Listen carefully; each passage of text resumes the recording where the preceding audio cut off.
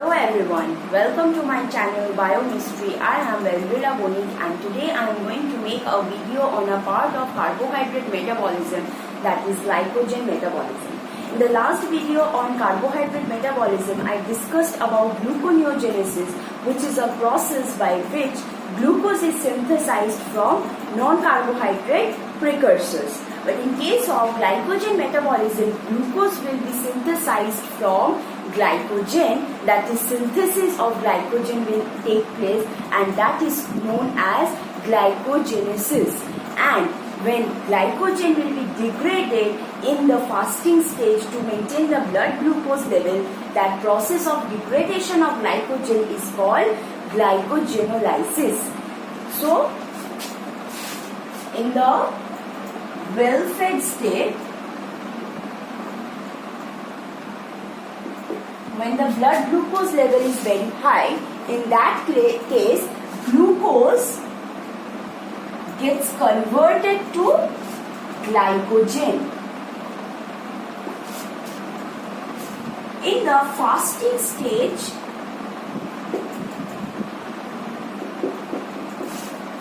glycogen will be degraded to give glucose, and this maintains the blood glucose level. Otherwise, hypoglycemia will take place. So, this preparation of glycogen or synthesis of glycogen from glucose, this process is of synthesis of glycogen from glucose is known as glycogenesis. And the degradation of glycogen into glucose is called glycogenolysis. Glycogenolysis. Okay? This glycogen, when glycogen is prepared, this is stored in glycogen is mainly stored in liver and skeletal muscle. So this is the muscular glycogen. One is liver glycogen, which maintains the blood glucose level, and one is skeletal muscle or muscle glycogen, which provides energy to the muscles when the muscles are contracting or under activities. Okay, this provides glucose or maintains the blood glucose level for fasting around 24 hours. So if anyone is fasting for 24 hours or for a day, this liver glycogen is broken down. But for prolonged fasting, this muscle glycogen supplies the glucose. But during this muscular activities, glycogen is synthesized at the same time it is again made. Okay. Now, this insulin is the hormone which helps in the breakdown of glycogen into glucose when glucose is required by our body. The first thing that we will learn is the synthesis of glycogen. So in this video we will talk about the glycogenesis. In the next video we will talk about glycogenolysis. So first we will talk about the synthesis of glycogen.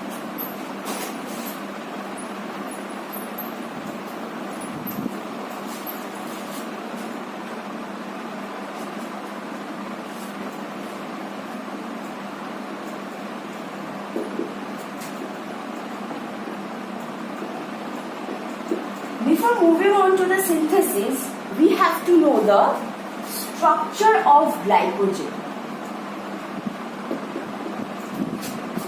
Glycogen is actually, it is a branched chain of branched chain of alpha D glucose.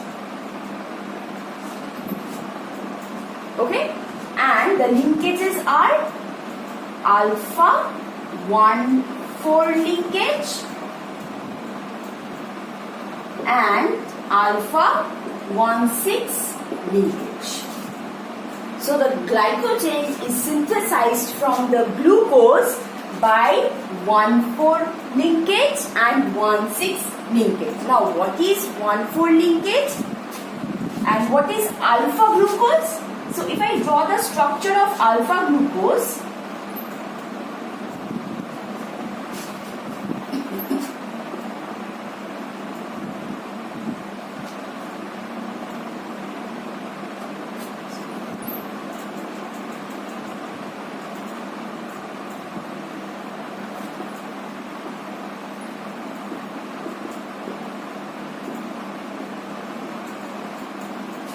so this is your alpha glucose.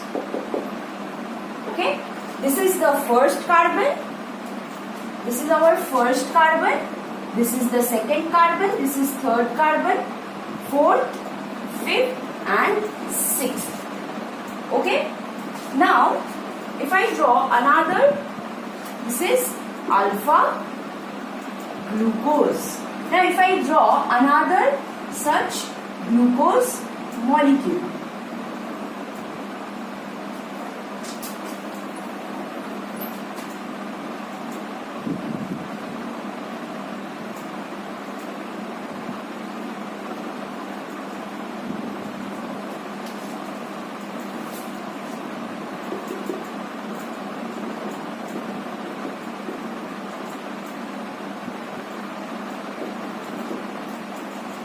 again this is the first carbon, second carbon, third carbon, fourth, fifth and sixth.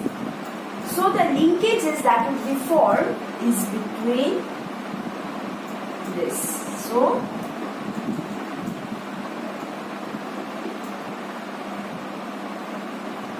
water will be eliminated. So this OH and this H will be eliminated. So we will be getting the bond, and that bond is called, so it will be linked by this O, right? So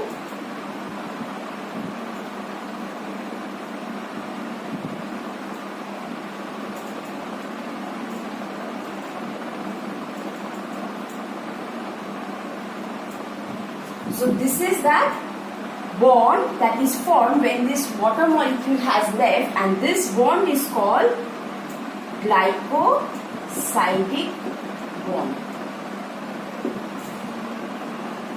You better make this one as OH and this one as H. Anything. This is H and OH. Okay? So you see, this is the bond which is called glycosidic bond. So this is the 4, this is the 1. So this is 1,4 linkage. You see, this carbon is called anomeric carbon.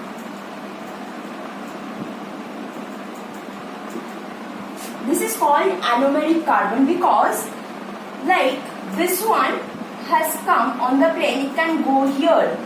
OH can come here, and that will be beta glucose. So this is called anomeric carbon. This anomeric carbon has this OH which is now involved in glycosidic bond formation. So since this OH is not available for reduction, this kind of linkages is called non-reducing sugars, we can say, or non-reducing linkage, we can say, residue. Okay, so this part is this sugar has become non-reducing because this has this OH free. Okay, again another glucose will come and it will again join. So if this is the first one, so another glucose will come. So with its fourth carbon OH, it will eliminate the water and form another 1,4 linkage. That also becomes a non-reducing sugar. So this is your alpha 1,4 linkage, and this alpha 1,4 linkage makes the chain of glucose and ultimately forms the glycogen. So alpha 1,4 linkages will form the long chain of glycogen. The branching.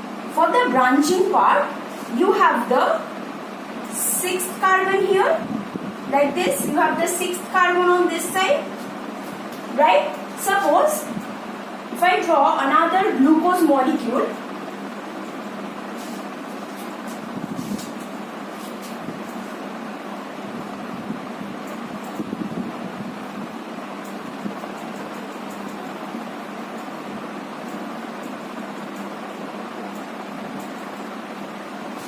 this one, and the OH is here. So again this will leave, and you see this is the 6th carbon and this is the 1st carbon, and this is how they are forming one linkage, and this linkage is the alpha 1,6 linkage. This is alpha 1,6 linkage. Okay, because the bond is formed from the 1st carbon of one glucose with the 6th carbon OH of another glucose molecule. So this is alpha 1,6 linkage. Okay, and this results in the branching in the glucose. So this linkage helps in the branching, and this is the long chain formation. So this is your overall an idea about the structure of glycogen. Yes. And one more thing, as I've told you that these are non-reducing ends have produced, they cannot reduce Tollens and Fehling's reagent. So let's start about the synthesis of glucose. So the first step in the synthesis of glucose is the formation of UDP glucose. Now, this glucose, it is not the free glucose that is involved here. In the first step, what is happening? Glucose is, we know in glycolysis it is converted to glucose 6-phosphate by the enzyme hexokinase using ATP. Here, this glucose 6-phosphate is converted to glucose 1-phosphate by phosphoglucomutase. And this is the substrate or the precursor for the formation of UDP glucose, that is uridine diphosphate glucose. So for this glucose 1-phosphate is required. So we have got glucose 1-phosphate. Next step is the glucose 1-phosphate will now join with UTP. UTP is uridine triphosphate. This is uridine triphosphate. Now, this will form UDP glucose, and one pyrophosphate will come out. This is pyrophosphate. Clear? And the enzyme that is required for this conversion is UDP glucose pyrophosphorylase. This is the enzyme that is utilized to convert glucose 1-phosphate with when adding with UTP, forming UDP glucose along with the release of pyrophosphate. This pyrophosphate undergoes reaction and forms 2 inorganic phosphate, and with the help of the enzyme Pyrophosphatase. Pyrophosphatase releases 2 inorganic phosphate from pyrophosphate, and this also releases energy. It is an exogenic reaction. So it releases energy, and this energy drives this overall reaction. Clear? So the first step is the formation of UDP glucose, which is formed from the glucose 1-phosphate, where glucose 1-phosphate is coming from the glucose to glucose 6-phosphate, and glucose 6-phosphate converted to glucose 1-phosphate. This glucose 1-phosphate is reacting with UTP, that is uridyl triphosphate, and forming UDP glucose along with the release of pyrophosphate, and this pyrophosphate is converted to 2 inorganic phosphate with the help of pyrophosphatase. So we got UDP glucose, and this is our main substrate for the glycogen synthesis. Now on this, the next thing that is required is the enzyme which will elongate this UDP glucose, or it will elongate the chain, and it will form the chain of glucose. So the next thing is the primer requirement, and then the elongation process will start. So in the previous step we got UDP glucose from glucose 1-phosphate and UTP, and the enzyme that is required for the elongation of the chain is glycogen synthase. But the problem with glycogen synthase is that it cannot initiate the chain elongation. That means it cannot accept this glucose from UDP glucose. It requires a small stretch of glycosyl residue, like 4 to 5 glycosyl residue on which it will act.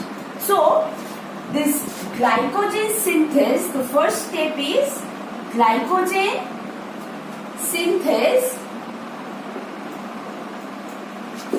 cannot initiate chain synthesis, chain elongation. That means requires primer.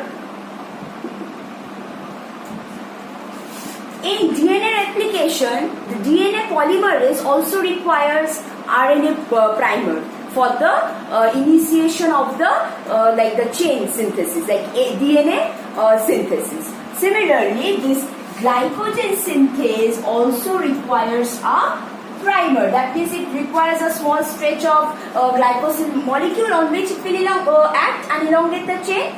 Or there is another way by which an enzyme, that is glycogenin. The enzyme is glycogenin, and this enzyme helps in the primer formation. How? This glycogenin has a tyrosine protein. So we know this tyrosine protein has OH group. On this OH group, this glucose is attached. The glucose unit from UDP glucose is attached. So the glucose residue from UDP will be attached to this OH bond, and this does not require any energy. So the attachment of glucose to this OH of the glycogen does not require any enzyme. Glycogen itself, you can say glycogen itself catalyzes this reaction. So it is autoglycosylation. So this enzyme is autoglycosylation. It itself adds glucose on it and forms four such units of glucose, and this is that glycogen, OH glycogen. So this is your primer. So glycogen synthase cannot initiate the chain elongation, that's why it requires primer. This primer is supplied by this glycogen. It is synthesized by glycogen. How? The tyrosine residue on the glycogen adds a glucose or accepts the glucose from UDP, leaving behind the UDP, and you can see these are the glucose. If I mark this glucose like red dot, so these red dot are the glucose. 4 such glucose molecule will form this short chain of alpha 1,4 linkages. So this is the primer. Now glycogen synthase can act on this primer. So now the chain elongation will start. So till now what we saw is that UDP glucose was synthesized from glucose 1-phosphate. That UDP glucose will be requiring glycogenine as the enzyme to form the primer, because the glycogen synthase, which is the main enzyme for the chain elongation in glycogen, cannot initiate the chain unless it has small such primer. Now it will start forming the bond with 1,4 linkages. So the glucose from UDP glucose will be accepted by glycogen synthase, and it will add this here and form this 1,4 linkage. So it will form the chain. Okay. Now we have talked about the chain elongation now, and so the glucose will be added to the non-reducing ends of the like the chain. Okay, and it will form those non-reducing ends. I have discussed that. Next is the branch formation. We have seen that glycogen is actually a branched chain of alpha D glucose. It is the branched chain. So next is rather it's the 4th step, we can say, because the 3rd step was the chain elongation, where glycogen synthase was acting on that primer that was made by glycogenine and forming the chain. And remember one thing, along with that glycogenine is also recruited in that chain formation. So the 4th step is the branch formation.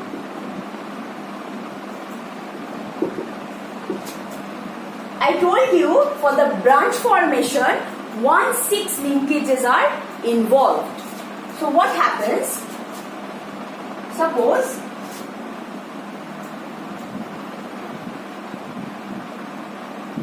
these are the glucose molecules. Okay.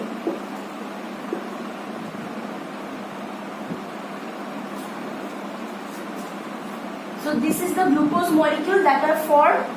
The long chains, glycogen is forming. Now, for branch formation, branching enzyme is required. Branching and glycogen synthase will form the linkage of 1,4. Like it will act in the chain.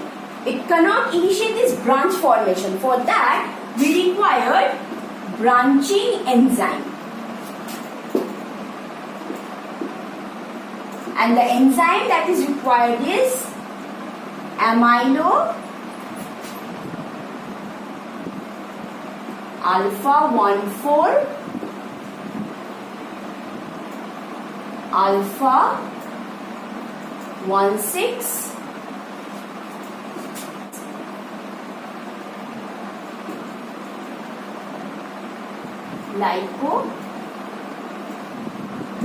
liposidase. So this is the enzyme which is acting as the branching enzymes and helps in the branch formation. What happens in this chain? So 1,4 linkages. So these are nothing but 1,4 linkages. These are all 1,4 linkages. So these 1,4 linkages are broken. 6 to 8 such glucose molecules. These are taken out from the chain. So suppose 1, 2, 3, 4, 5, 6. So I'm taking 6. These 6 molecules of glucose and the bond here, it will be broken, and this will come out and gets attached to any of the non-terminal glucose molecule. First thing is the breaking of the 1,4 bond to take out at least 6 to 8 glycosyl units from the chain and making 1,6 bond to one of the non-terminal glucose molecules. So what is happening is that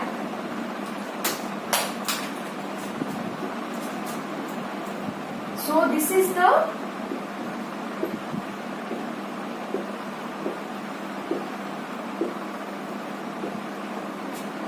So what happens? These are in between this long chain. 1,4 linkages are formed. Now this is broken. 6 to 8 such glucose units, they will break down and they will form the bond here in the non-terminal glucose atom. So you see how the branch is formed.